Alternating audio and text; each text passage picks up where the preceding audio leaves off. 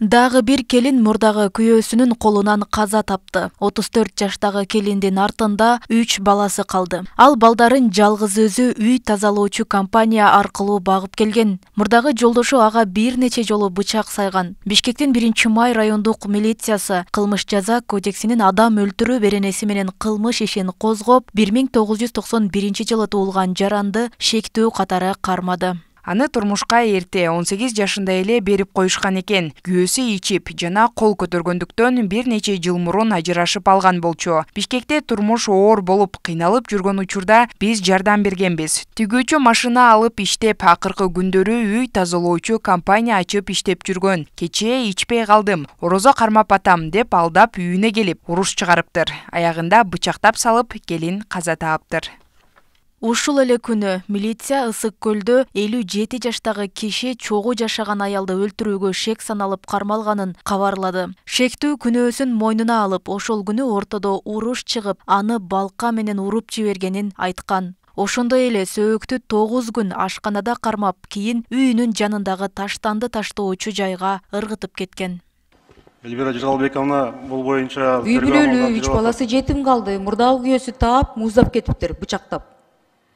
Буга чейинки Аселди мындай жүргөн, тигиндей жүргөн деп жамандашты мырзаларыбыз. Бул жоолукчан, иман жолунда жүргөн, мындай аябай жүрүм турумунан баштап мындай 3 баласын калтырып кеткен. Мен түшүнбөйм да ушундай нерселерди. Милицияда маалымат барбы? Эльвира Жалалбековна, бул боюнча териштирип маалымат берели, бирок үй бүлөлүк зомбулук боюнча бардык чараларды көрүп атабыз. Арызданыптыр буга чейин. Бул латенттик кылмыштар болуп атат да барды. Арызданыптыр.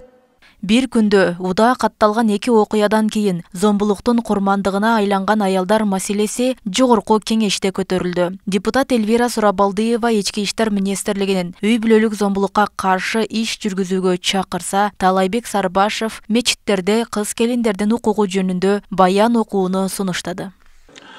Өз аялын өлтүргөн 2 факт катталып атат да. Урматтуу төрага, биз муфтиятка дагы сунуш беришибиз керек да. Бүгүн эле өз аялын өлтүргөн 2 факт катталып атат. Ушу жума күндөрү ушу эненин орду, аялдын орду, кыздын кымбаттыгы боюнча ушул баяндарды айтыш керек болуп атат да. Анан МВД дагы үй бүлөлүк зор зомбулук боюнча жакшы иштерди алып барыш керек деп ойлойм. Орозо күнү өтө жаман иш болуптур да. Кудайым өзү сактасын, тоба кылдыгы.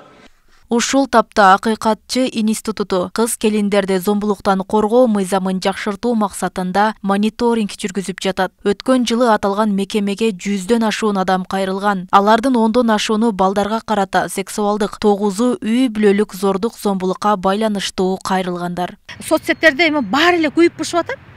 Жыйынтык жок, алдын алуу деген жок.